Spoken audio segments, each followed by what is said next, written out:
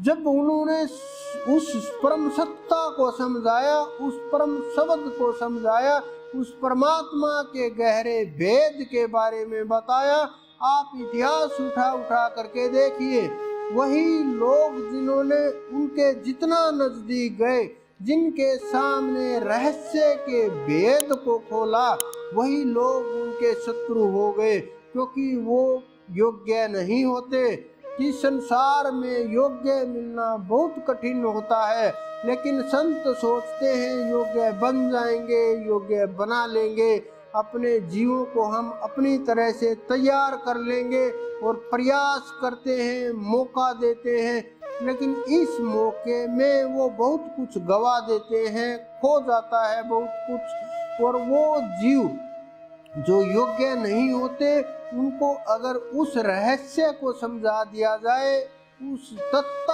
को समझा दिया जाए, उस ज्ञान को करा दिया जाए, वो उसी के शत्रु होने लगते हैं। क्यों? क्योंकि वो योग्य नहीं है और योग्य मिलना बड़ा कठिन होता है। अगर योग्य को वो सार समझा दिया जाए, योग्य हिलते नहीं, उस परम तत्व के चरणों से सीधे पहुंच जाते हैं। एक पल भी नहीं लगता, एक पल की भी दूरी नहीं होती कि एक पल तो लग जाए। कितना समय लगता है सार जानने में। घोड़े के रकाब के अंदर इतना पैर डाला, इतनी देर में ब्रह्म ज्ञान को प्राप्त कर लिया, तो कितना समय लगा आप देख लीजिए। एक पल का समय लगा। श्री कृष्ण जी ने भी यही बात बोली कि एक श्वास, आखिरी श्वास में भी प्राप्त किया जा सकता है। उन्होंने भी कितना समय बताया है, एक सांस कितना लंबा होता है, कितना सा होता है, आप अंदाजा लगा लीजिए ज्ञान कितने समय में हो सकता है। लेकिन उस ज्ञान को पाने के लिए हमें उस हिमालय की खाई की तरह से गहरा होना पड़ेगा। और जो गहरा हो गया, जो अंदर में उतर गया, अपने आप को पात्र बना लिया, वो जीव खोज करके उस परम तत्व, परम ब्रह्म तक पहुंच जाते हैं। और जिन जीवों ने उस सच्चे बादशाह को तीसरे नेत्र से देख लिया, इन चरम चक्षुओं से वो दिखाई नहीं देगा, इनसे केवल मात्र भ्रम होगा, भ्रम भरी वस्तुएं दिखाई देंगी, भ्रम से भरे हुआ ये संसार दिखाई देगा, भ्रम से भरा हुआ ये ब्रह्मांड दिखाई देगा। वो तीसरा नेत्र भी जब साफ हो जाएगा, क्योंकि उसकी भी अवस्थाएं होती हैं, उसकी भी स्थितियां होती हैं कि जिस प्रकार से एक चश्मे के द्वारा आप 100 फुट का देख सकते हैं, दूसरे चश्मे के द्वारा 200 फुट का, आप छोटी दूरबीन के द्वारा 1 किलोमीटर का देख सकते हैं, बड़ी दूरबीन के द्वारा 10 किलोमीटर का, और टेलीस्कोप के जरिए आप ब्रह्मांड में ग्रहों को भी देख सकते हैं।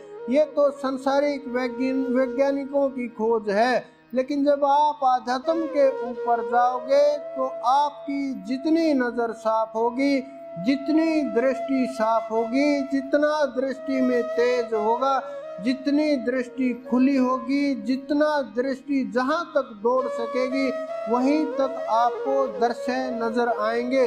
लेकिन जब तक हम उस पूर्ण परमात्मा तक नहीं पहुंच जाते, उनके चरणों में स्थान नहीं मिलता, उनका आभास अनुभव नहीं होता, उनके दर्शन नहीं होते, तब तक हमें ये प्रयास करते रहना चाहिए कि हमारी दृष्टि भी दूर तक जाए, हमें भी दूर की नजर प्राप्त हो।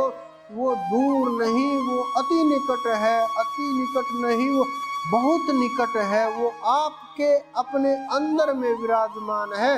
जब आप इस रहस्य को समझ जाओगे, आपकी खोज आपके ऊपर ही पहुंच जाएगी। और जब आपकी खोज आपके अंदर तक पहुंच जाएगी, न कुछ जानना शेष रहेगा, न खोना शेष रहेगा, न पाना शेष रहेगा, न मिटाना शेष रहेगा। आप विद्यार्थियों को देखते हो, क्लास के अंदर देखते हो, संसार के अंदर देखते हो, जो आदमी जितना ज़्यादा चतुर होता है, जितना ज़्यादा समझदार होता है, जितना ज़्यादा तेज दिमाग होता है, जितना ज़्यादा कार्य करता है, संसार का स्कूल हर चीज का भार उसके ऊपर ज्यादा होता है। लेकिन आध्यात्म में बिल्कुल उल्टा और विपरीत होता है। जो जितना अंदर से शांत होता है, जिसके जितने विचार कम होते हैं, जिसने जितने विचारों को मिटा दिया, जिसने अपने ऊपर जितनी पकड़ कर ली, जिसका मन जितना काबू में है, जिसने खुद को अंदर में उतार दिया, जिसने विचारों को मिटा दिया, वो उतना ही प्रकृति के नजदीक है और प्रकृति उससे अपना उतना ही ज्यादा कार्य सौंपती है और उसी के अनुसार कार्य उसको करने होते हैं। ये प्रकृति के साथ उस परमात्मा के संदेश भी होते हैं, क्योंकि सारी प्रकृति फिर उसी के अनुसार चलने लगती है। कैसे भी किसी भी जीव को उठाना हो, किसी भी जीव को गिराना हो, संसार में कोई क्रिया प्रतिक्रिया करनी हो, कुछ हलचल करनी हो, किसी को आगे लाना हो, किसी को पीछे हटाना हो, ये संतों के लिए मामूली से कार्य होते हैं और ये खेलते रहते हैं, देखते रहते हैं और ये संसार को कठपुतली की तरह से नचाते रहते हैं, क्योंकि उनके अंदर इतनी अक्षमता होती है, इतनी ताकत होती है, इतना अनुभव होता है, इतनी एनर्जी होती है, इतनी जागृति होती है कि वो प्रकृति में भी हस्तक्षेप करते हैं, लेकिन वो करते नहीं, बस देखते रहते हैं साक्षी के भाव को। लेकिन साक्षी का भाव भी इस शब्द का मैं प्रयोग कर देता हूँ, ये शब्द मात्र है, बहुत नीचे रह जाता है। वहाँ जाने के बाद दो नहीं रहते, वो परमात्मा के अंदर मिल जाता है, वो परमात्मा को प्राप्त कर लेता है, शेष कुछ भी नहीं बचता। लेकिन जो आपका ध्यान का समय है, वो ये कहा गया है, आप 24 घंटे ध्यान के अंदर रहो, जो भी विचार उत्पन्न हो ध्यान के अंदर हो, अपने आप समाप्त हो जाएगा।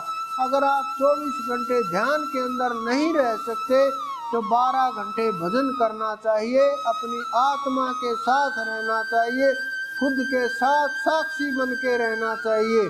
अगर आप उतना भी नहीं कर सकते तो 6 घंटे कम से कम करना चाहिए। अगर आप उतना भी नहीं कर सकते तो 3 घंटे तो करना ही चाहिए। संसारी व्यक्ति, कुछ लोग बोलते हैं काम भी करना होता है, संसार के कार्य भी हैं, संसार में व्यस्त भी रहते हैं, रोजी रोटी भी कमानी होती है, ईमानदारी के साथ काम भी करना होता है, तो वो लोग कम से कम 1.5 घंटा तो अपनी आत्मा के साथ रहें। जब आप अपनी आत्मा के साथ रहेंगे तो पवित्रता भी बढ़ेगी, ध्यान भी बढ़ेगा, सुमरण भी बढ़ेगा, जागृति भी बढ़ेगी और आपकी चढ़ाई भी शुरू होगी। और आपकी आत्मा के साथ जितना आप समय बिताएंगे उतना ही आप अपने नज़दीक जाएंगे। जिस प्रकार से आप अपने किसी साथी के साथ, मित्र के साथ, प्रेमी के साथ अपना समय बिताते हैं तो वो आप समझते हैं कि मेरा ये सबसे कीमती समय है, लेकिन मैं ये मानता हूँ आपका जो सबसे कीमती समय वो है जो आप अपनी आत्मा के साथ बिताते हो। जब आप अपनी आत्मा के साथ एक एक पल बिताओगे, कितना भी समय बिताओ, ये संसार आप जानते हो, जो लोग संसार के अंदर पैसे इकट्ठे करते हैं वो भी जानते हैं कि हमारे साथ नहीं जाएंगे। जो लोग इस संसार के अंदर सुख सुविधाएं इकट्ठी करते हैं उन्हें भी पता है कि ये हमारे साथ नहीं जाएंगे। जो लोग इस संसार के अंदर भिन्न भिन्न प्रकार की वस्तुओं का संग्रह करते हैं उन्हें भी पता ये हमारे साथ नहीं जाएंगे।